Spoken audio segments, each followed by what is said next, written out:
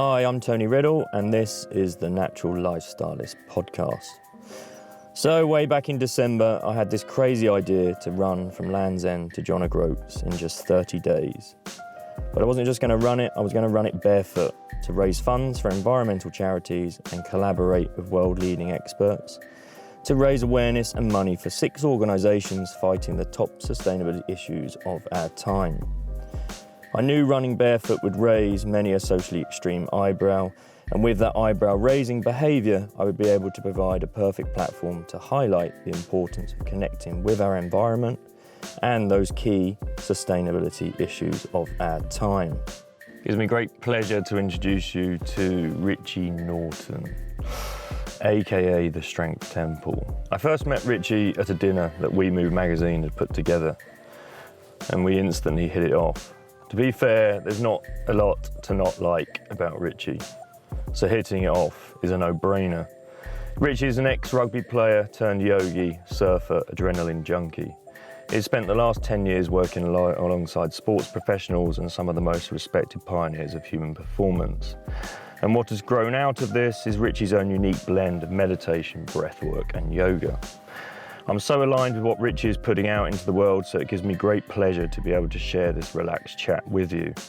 Richie shares an insight into his own journey of self-discovery and provides some simple yet potent tools to unlock and develop physical and mental well-being. I hope you enjoy the chat.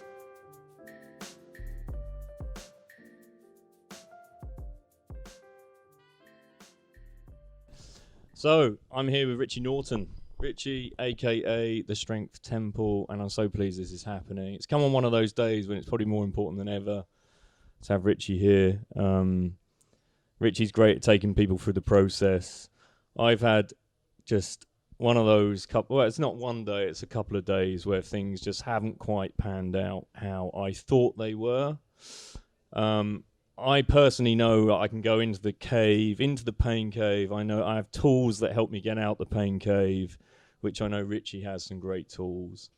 So this is taking off the path of what we normally perceive sustainability for me. I wanted to talk to Richie about being a sustainable human in what can be, like what I've experienced, stressful situations and things that kind of take us off the path, and that we can have tools that help us process the path and get back on it so we can continue, which for me is the path is just being present. So how do we get back to the present moment? So that's kind of why I wanted you on the show, man. I'm calling it a show now. Can you believe it? This is the Tony Riddle show. The Tony Riddle show. We're back on the show. I think you should have a show. Let's do a show, man. We know enough people to have good chats. We do, huh? We have loads of good chats and create a show. So Richie's here. Hello, Richie. Hi, mate. How are you, Thanks bro? for having me along. That's cool. I'm glad we can make it happen still. Yeah, I mean, we had a run booked in, didn't we? We did have a run. So I've Richie been was training for months. Richie was all fired up for a run, and then he put it out there. He's like, I don't want to run. I don't want to run. Can Tony's ankle get blown out? No, he didn't. My wish came true. No, of course not. So for those that don't know, my foot swelled up. My left foot swelled up. It made me throw to my right foot. I've worn the pads out underneath my foot. It's too excruciating. I've taken a couple of days out, so we're resting.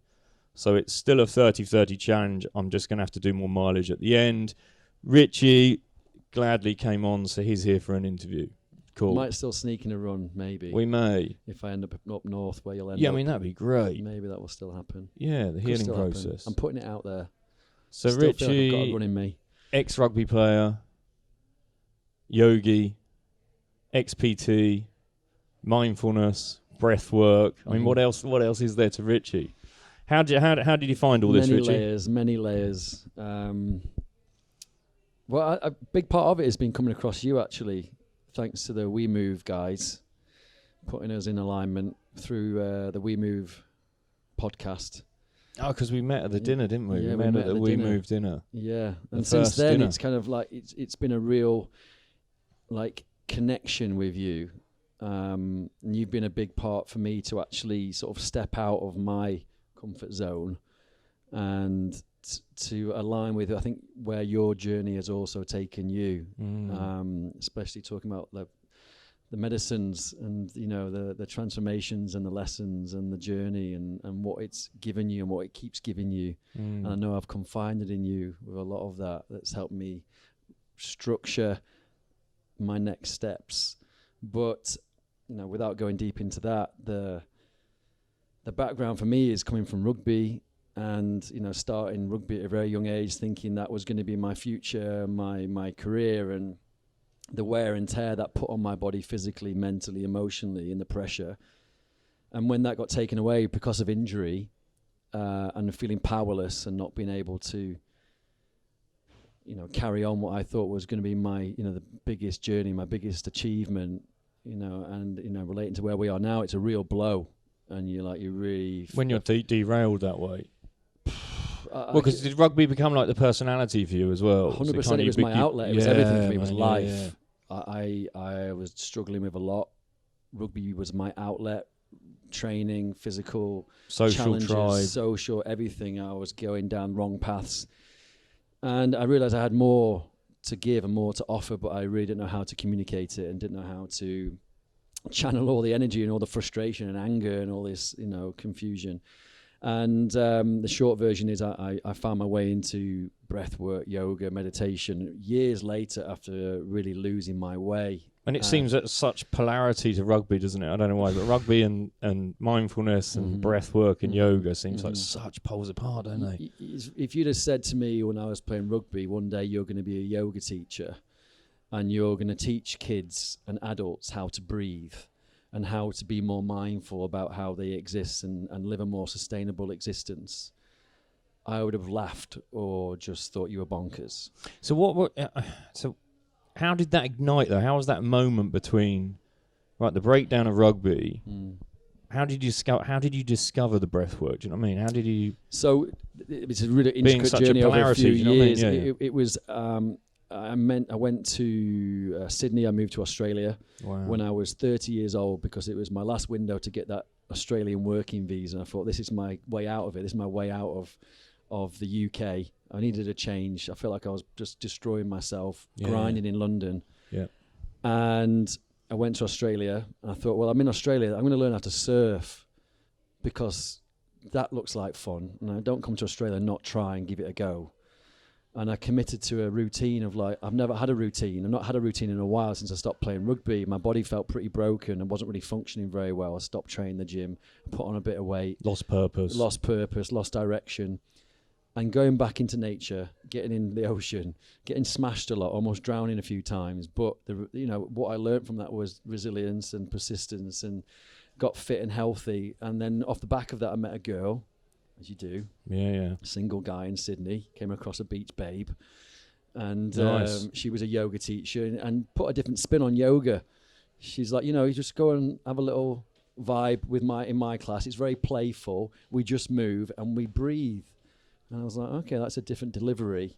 I'm going to go and give it a go. And all of a sudden, what I thought was loads of shapes and meditations and chanting, esoterical kind of, lycra and lots of women in a yoga class where I already felt intimidated.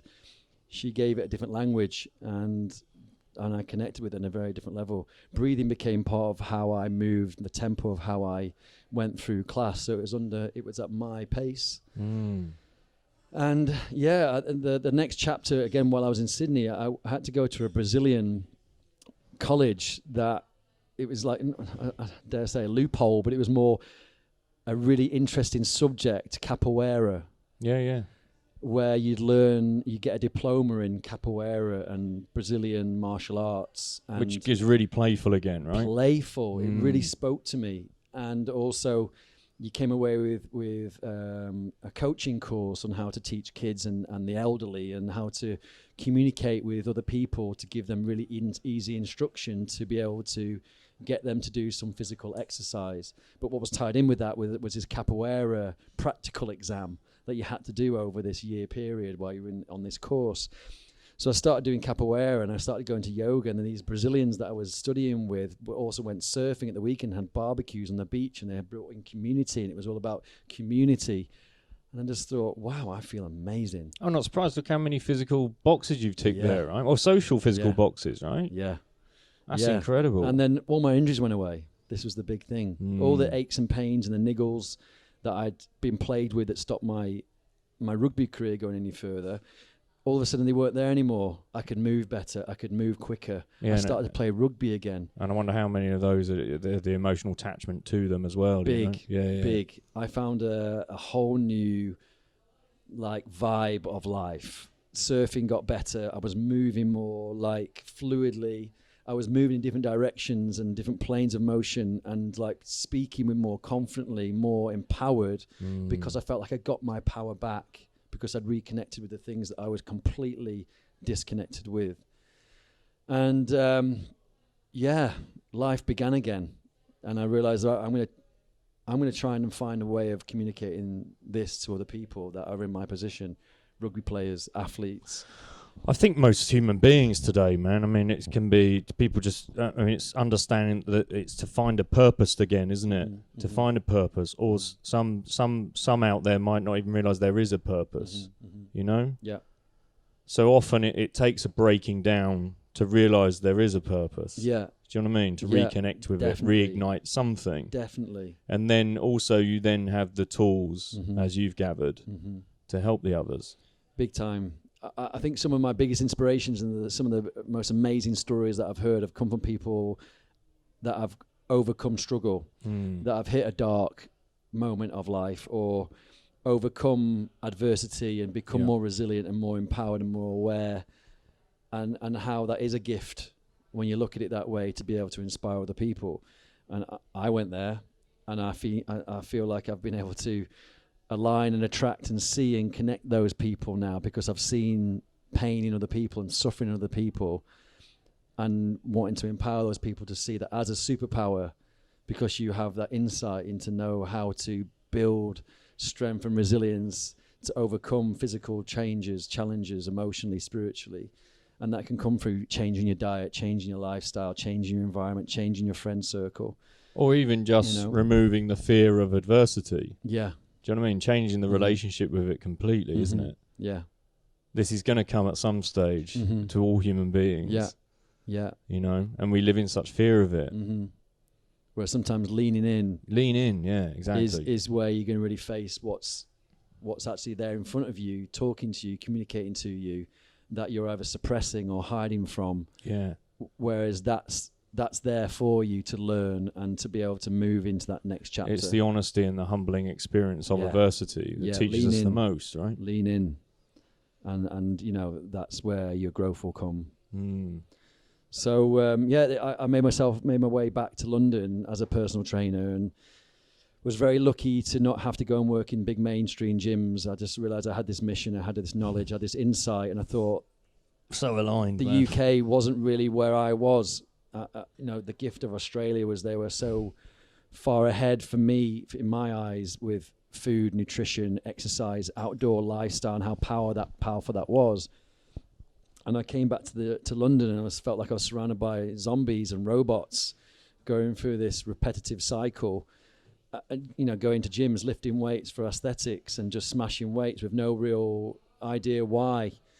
Just all linear, including, you know, not just general public, but professional athletes. Yeah. And the conversations I'd had with people, it was so like strange for me to have these very open chats about intricacy of how do you mobilize your body and rewild yourself to be more in tune with how your body's working for you, so it will work better for you because of how you breathe and the way you move and align simple movement patterns. And they were like, what are you on about? Yeah. Mate, you're a professional athlete. The more in tune you are with yourself, the more mindful you are about your movement and what you eat and how you behave and how you speak will directly affect the way you feel and the way you perform. How successful you become as a human being, not just an athlete, right? Yeah. So when I realized it was, you know, so new to a lot of people, I realized this was where I was going to be able to add value. And that was a few years ago now. I've been on a bit of a wild journey through there, and did my yoga teacher training in Bali with one of my most amazing friends, Ian Finn. So he was over recently. He was over recently in London, and Richie just had a birthday. Yeah, birthday, and it was a real special day to connect with him again. And he's just an incredible human with the ability to look at the individual and go, I'm going to use this language because I see that's where you're going to make a connection with this. And for me, I've embodied that. That's quite a how skill I teach set. yoga. That's the coach's personality, isn't it? It's like, well, You might not want to be a yoga teacher. You might not want to be a spiritual guru. You might not want to be a teacher or a coach. But we all have this gift to be able to help each other and to inspire others based on our ability to be connected with ourselves and to have this extra strength and resilience to maybe help other people through challenges. And when I want to try and educate people on mobilization and moving a bit better and being more connected with yourself and your family and the environment, you've got to go a bit more inward. And my journey has been very similar. But for me to go and teach a yoga class and use Sanskrit names and traditional yogi words, I didn't connect to yoga that way. My connection to it was, I'm going to move my body and breathe and have my own practice based on what my body wants to do in that moment on that day. And that's what saved you as well. And that's what saved me, because I was able to slow the pace of life down, and I was able to see nature differently. I was able to like feel aches and pains that were bothering me, that I wasn't addressing. I was ignoring it, suffering a little bit better with it, rather than actually going, oh, my back is really feeling tight here. That's giving me anxiety. It's giving me stress. I'm not moving properly. That's frustrating me. I'm not sleeping very well, but I'm ignoring it. Whereas, well, you're never just ignoring it. That's the point, because we start using pacifiers to deal with the ignorance of the symptom. So I thought, well, this is what I'm going to do. I'm going to search out people that I relate to, and I realize actually have a similar story. And I bet I can learn something from their journey. Yeah.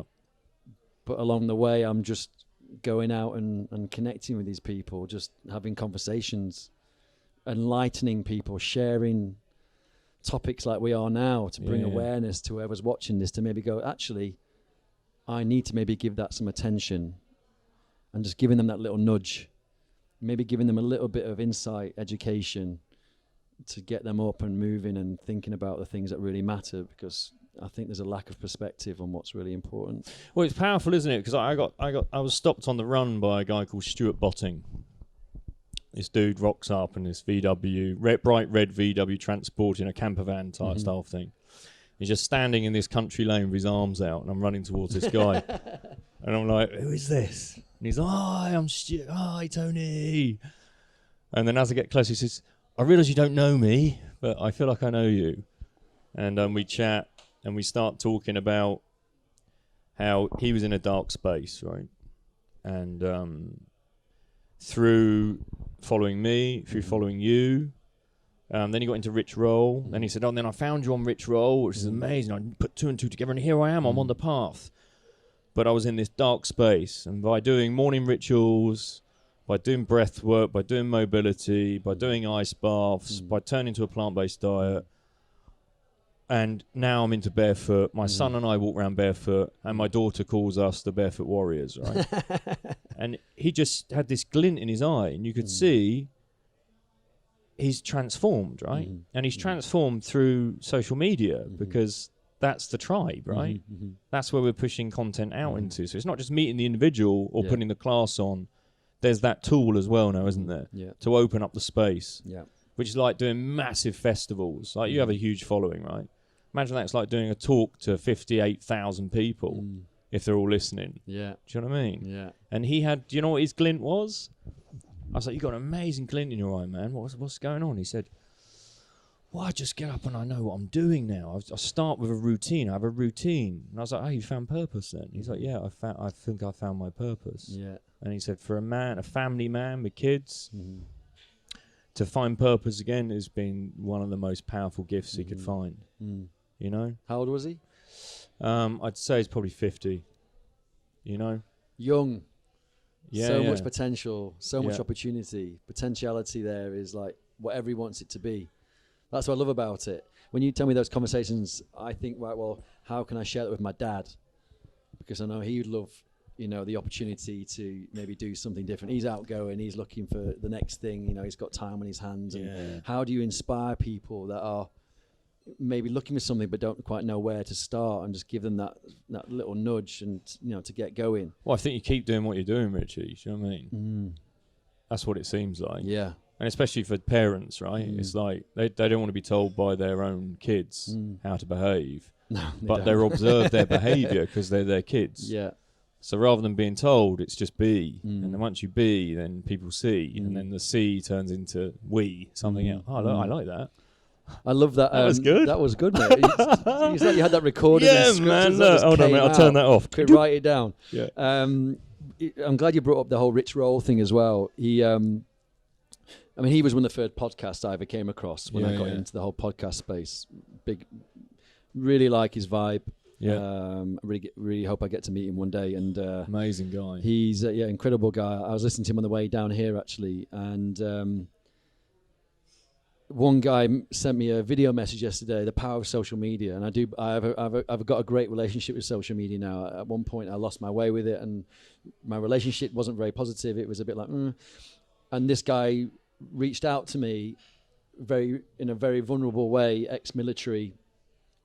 And he had something happen to him, and he at the right time, at the right moment, because I'd put content out at a time when he was listening to Rich Roll, your podcast, checked out you, followed you, found me, and one word that came out of my post one day, the day after, because he just found me, resonated with him. There you go. And that gave him the confidence to go, I've never shared this with anybody, and he shared.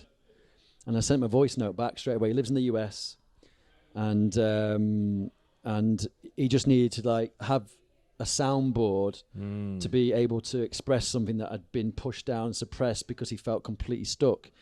And for me, having these conversations, I love it so much, and I get quite emotional in the whole thing. Is that's how powerful this can be if you're there to do good, and if you're there to create a message, you're there to inspire other people. Whatever your tool is. Don't be afraid to share it. You never know who will be listening, who will be watching. You know? Yeah, I guess that it's the learning or finding the tribe around you that enables you to understand that this is all about being again. And if you're just being, then in theory, everyone around you can grow from that, because that's the authenticity again, isn't it? What we were talking about earlier, being authentic, finding the authentic Richie within the story, right? Yeah. So I'm Tony now, right? And let's say I'm smashing out hours in the office.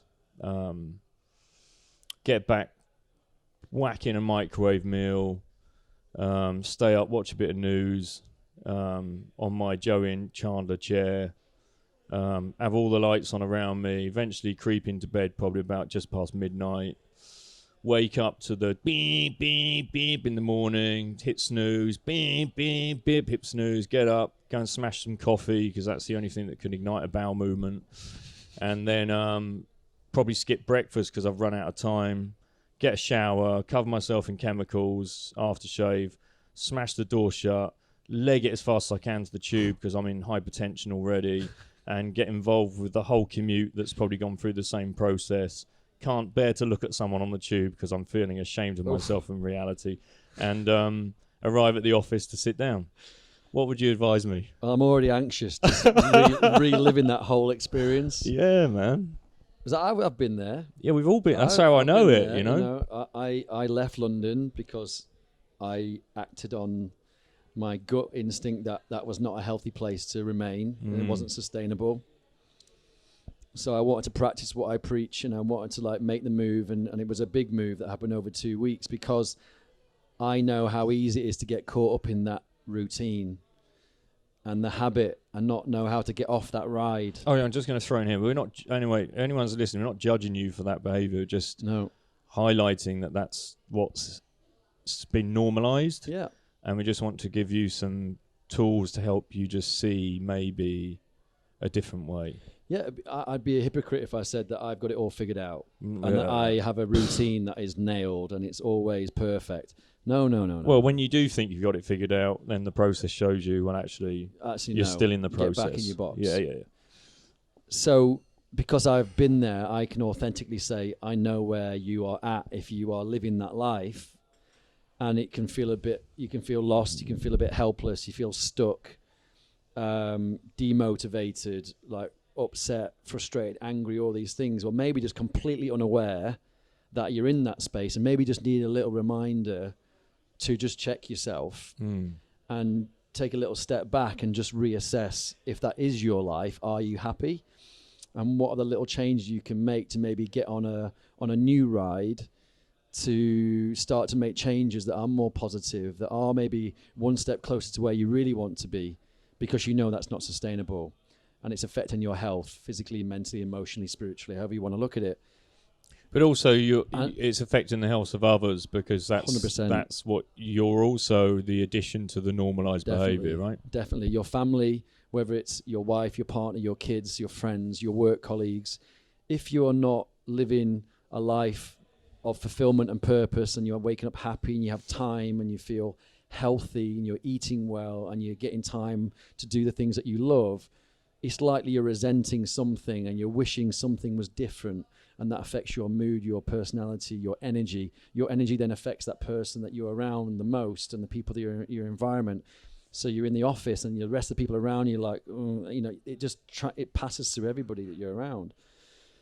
So having rituals that I've, embraced, living in the life that I live now is really the key for me to keep on that journey, and to be able to then share the ups and downs that brings when you step out of those habits that do keep you on track. So the takeaway here, I guess, to maybe inspire people to start those changes is, okay, well, just maybe audit your life a little bit and see where you can make little changes that are sustainable, that are realistic, that will have an impact straight away. So I do these morning routines. You just described a morning routine that is definitely not going to set you off in the right frequency. Yep. So one thing before you wake up is sleep.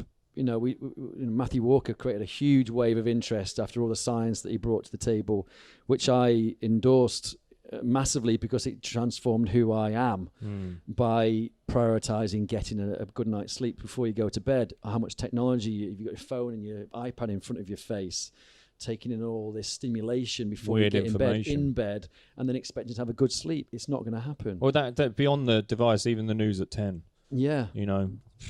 Crazy. Yeah, the crazy stuff that's going on in the world. Crazy. Would that be discussed around a campfire? Feed your brain with all that fear and destruction and pain and suffering and worry, and then let it completely immerse your subconscious, so then you go into your dream state with all this other clutter. Yeah. So sleep is definitely something to audit, and there's so much great information out there to how to improve that. When you eat, switching off, a little bedtime ritual, eating the right things, having like these amazing supplements we have now that help shut down, and I'm experimenting with CBD right now, which has been a game changer. I've been using that. To delve into that a little bit big more. Big shifts, isn't it, for down regulating and just big. So I'm fascinated about that space. And then morning routines is getting up and not looking at your phone again. So ideally starting your day as you didn't end your day, waking up and without this hyper stimulation of your digital screen, just filling your brain when you're super sensitive and ready to absorb things. Don't make it something that isn't going to stimulate you. Wake up, brush your teeth, scrape your tongue, hydrate. Your body's so dehydrated when you wake up. Feed your muscles, feed your tissues, feed your brain. Move, breathe, get out in nature, watch the sunrise, get up a little bit earlier, move your body, read something positive, listen to a podcast where your ears are going to hear something motivating, stimulating. And just so CBD oil aside, folks, that's all free.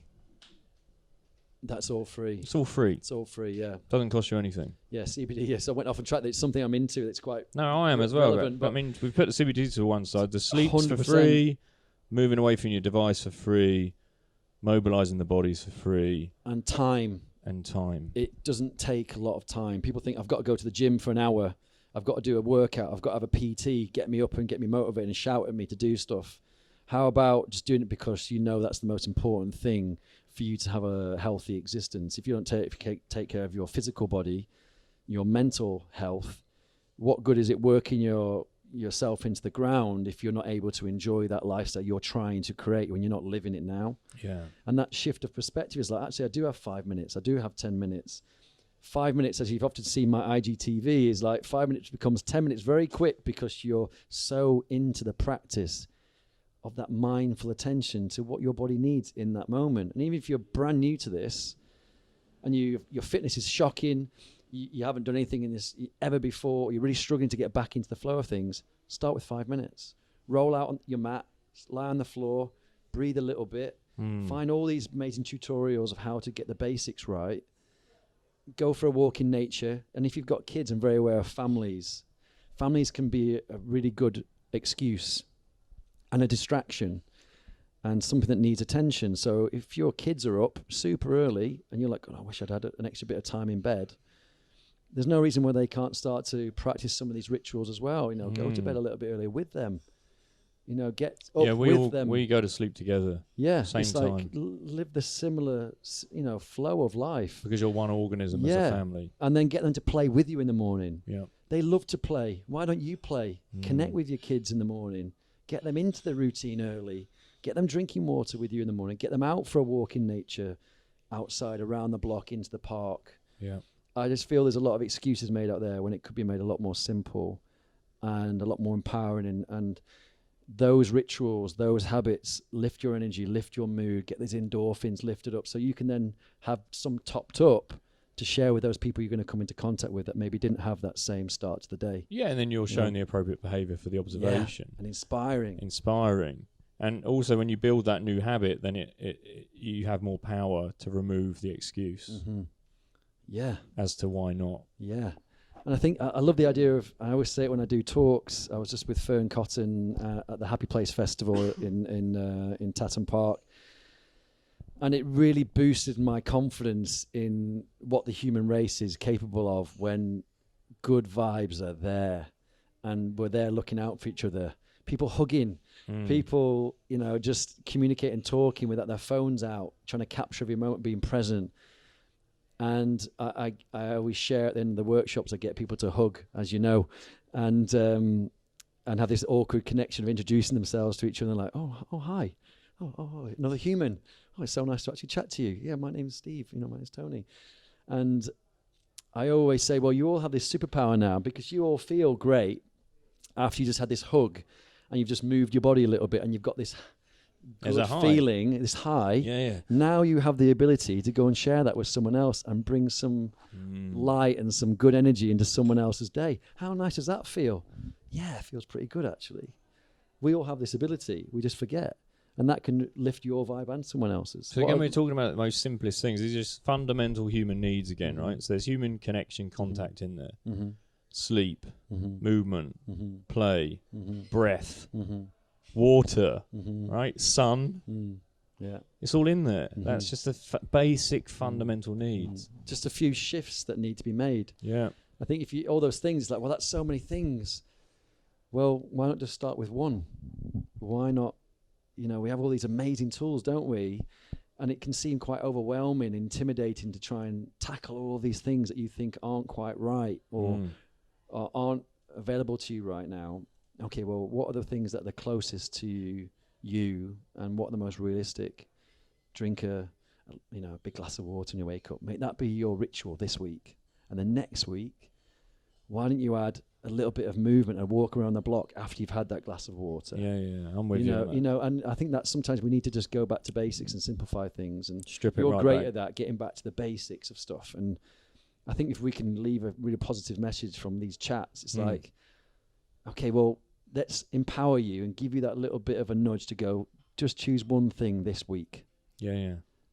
And go and own it. Become the master of that. And then once you're like, do you know what? That makes me feel so much better. That's a keeper. And I'm going to share that with my friends and see if I can inspire them to try it, because they've seen how much better I feel and how much more motivated I am, or how much more active and proactive, more stimulated, more happier I feel. And then we inspire each other from doing the basics consistently. Becoming basic. Back to basics. To become more human, right? I need that. I'm not perfect. Far from it. But I need to go back to basics sometimes because I take on too much. Well, I think the more work you do, the more you understand or can align with. There is no perfect. That's the point. No. That's all control, isn't it? And once you let that go, then you realise, okay, I just need to strive to be the best example of self rather than what I perceive perfection to be. Yeah. And that's sometimes can be the negative side of what we're talking about, social media, right? Yeah. You can look at that, and that's not sustainable. No. So someone gave me a great tool, and it was to delete the accounts that were creating anxiety. Yeah, that's it. You don't have to be on Instagram. No. Just look at the things that you feel are empowering you and that you can gain simple tools again to make small changes. That might be sleep this week. Okay, let me go and geek out on sleep this week. Let's become Matthew Walker this week and become a sleep expert. Yeah. Boom. Okay. Anyone that's not highlighting the appropriate patterns of sleep this week, let's get rid of those accounts and get them out. Yeah. Oh, I went through that phase, and I don't want to dwell on this too much because we can go deep into the of social, course, man. We don't have that much time. Well, yeah, we could talk for hours. I know we could. But this is something I can relate to because I've had this feeling of like, oh, what if someone gets upset because I've stopped following them? Because I've just decided to unfollow them. Because at that moment in time, I decided that I wasn't in a place where I wanted to see that. I didn't want to hear that. I didn't want to watch that. Because at that point in my life, it wasn't making me feel good about myself. So I decided I'm going to put my attention onto something else that does nurture a good feeling, brings happiness to, makes me smile. Yeah. Maybe I'll follow a few animal accounts about zoo animals being cared for and rescue dogs and stuff like that. I love that. That makes me feel good. Yeah. Nothing to do with my business, but I love animals and they make me feel good. And I love animals being rescued and I love animals being cared for. I just followed loads of pet channels for a while, and it brought me back into a nice place of, oh, there are good humans out there doing nice things. And myself, I will also then do a little detox on certain things because I realize I'm not in that space anymore. That was just a distraction. That channel, that person I was following was where I used to be. I'm not there anymore. I've evolved from that. Yeah. Thank you for what you did give me, but now I'm not in that place. I'm now going on this path, and that makes me feel even better because I've evolved, I've grown. And I think, we all have that ability to choose, don't we? We don't have to suffer. We just choose to suffer sometimes, and chronically go into that point of, I want to suffer and I can't stop watching them for whatever reason, whereas that's your choice. Yeah, don't become a victim within that system. But also, I think the big one for me has always been, it's none of my business what other people think of me. Yeah. So, if I want to remove an account, then I remove an account. Otherwise, I'm on it to please them, and I'm prioritizing them over me. Yeah. We care a lot about what other people think of us. Exactly, and you're the most important person. You are the most important person. Yeah. And if you start to follow accounts and search into social media looking for distraction, okay, we'll just be a bit more conscious and aware of what those distractions are doing to you. Yeah. And are you living in someone else's bubble that is probably an illusion? And how is that making you feel? And in that moment, you have a choice to carry on or to divert your attention to something that really speaks to you, that will lift your vibe, that will bring value into your life.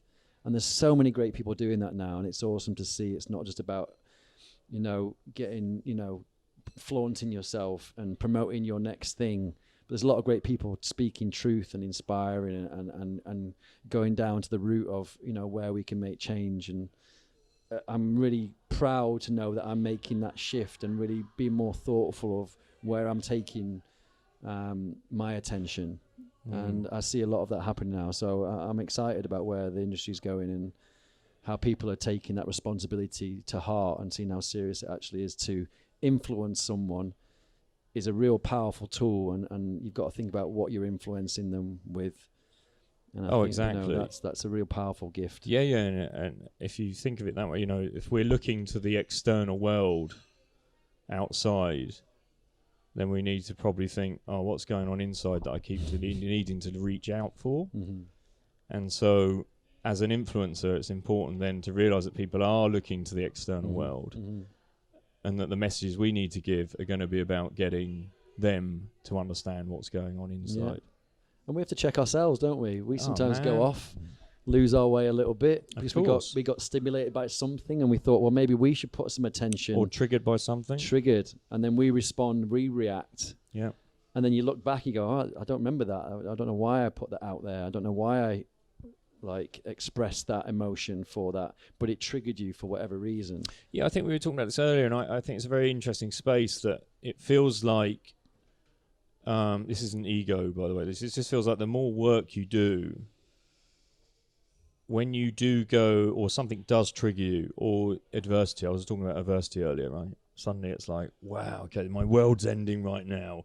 I've set up this 30-day challenge and now I can't run anymore. The world's going to end, and sobbing in my hands and roaring into the traffic because I can't run anymore, right? And then it was like, wow, okay, that's triggering. And then it's recognizing, oh, I'm triggered. I'm now the victim. This is happening to me, right? Is it, or is it happening for me? Okay, let's sit away from it. And I think the more work you do, the less time you spend in the trauma of it all, you know? The more you can highlight what it is and what's coming up for you. Yeah. I think that's a huge part of self-awareness. Yeah. And being responsible for your actions and your behavior and owning it. Don't blame anybody else. Your choice. Yeah. You choose. It's on you. You know, just stop for a second. Observe what's going on. Embrace it. Acknowledge it. You know, just accept that's what's going on in that moment, but understand why. And strip it back a little bit to get back to the trigger. And knowing, again, it's all down to you. Maybe it's a past trauma. Maybe it's something that you brought on yourself. And I think the more aware we can be and just accepting and being that vulnerable person that has actually becomes quite empowered from that vulnerability, hopefully that inspires more people to lean in and kind of like sit with what's coming up, to maybe work back from that and understand it and use that as a strength. Yeah, for me, I think breath is one of the most potent tools for that. You know, I can feel I'm elevated. I can feel there's a bit of anxiety there. I'm going to do some breath. Any breathing tools? What do you recommend? So many breathing tools. What's the simplest form to help someone down-regulate? What would you do? So to simplify down-regulation based on my own personal experiences, what I see resonates with a lot of other people when I teach real foundation classes and workshops is, one, being aware of what's happening with your breathing, being aware of what's happening in the process of a breath. A lot of people say, I can't meditate, I can't breathe, I get so distracted, I've got a really busy mind, I'm really overstimulated, I'm super stressed. Whatever the stimulus is, whatever the emotion is okay, well, one thing, don't beat yourself up if you feel you can't do it. Just observe the next breath. And then observe the next breath. But if your mind is still busy, don't worry. Accept that's the way you feel in that moment. Observe the next breath. Nasal breathing compared to mouth breathing, there's a purpose for both. Yeah. But day to day, if we're looking to down-regulate and to bring calm and to get into more restful digestion state and, you know, calm and repairing, restorative, whatever you want to call it, down-regulation is to start to slow down the breath, to take control of the breath, and then be aware then of what happens physically, emotionally, mentally when you start to lengthen those breaths, go a little bit deeper, and then inhale for the nose and then exhale for the nose. If you struggle with nasal breathing, people still do. Yeah, all right, man. And I'm very aware of that. Work towards inhaling for the nose so it slows it down, and then lengthen the breath out when you release it, slow it down even more, and then observe the next breath. And then starting to count the breath, I think, is the key part, because then it's less brain chatter when you're having to internally count. So inhale for 4 seconds, have a really conscious, mindful pause before you breathe out, and then count how long it takes you to breathe that exhalation, and then repeat it. Yep. Maybe it's a little bit longer the next time, maybe it's a little bit shorter, but take your next breath. So I always get people to play with it, because if I set the intention of, right, I want you to all breathe in for 4 seconds and then exhale for 8 seconds, because that's what I find works for my balance. Okay, well, that person might and feel anxious because they can't hit the 4-8. They can't hit the 4-8. So you do you. One day it might be different. Maybe you're super stimulated one day, and that 4 becomes 2, and that 8 becomes 3. And like, I can't breathe in from my nose today. Okay, well, what can you do? Can you do a out for your mouth? Okay, then can your next breath be in for the nose and out for the nose? So that's a long way to explain that, but it's not a long way I at kind all, of want man. them That's to great. have permission to know that each day might be a little bit different, but just observe and accept that's the way you feel in that moment, and then work on it. Which ties in with being present. Be present, because the awareness of your breath, the awareness of the process is a mindful act, which allows you to be less stimulated by your environment or whatever's triggered you, whatever's wound you up.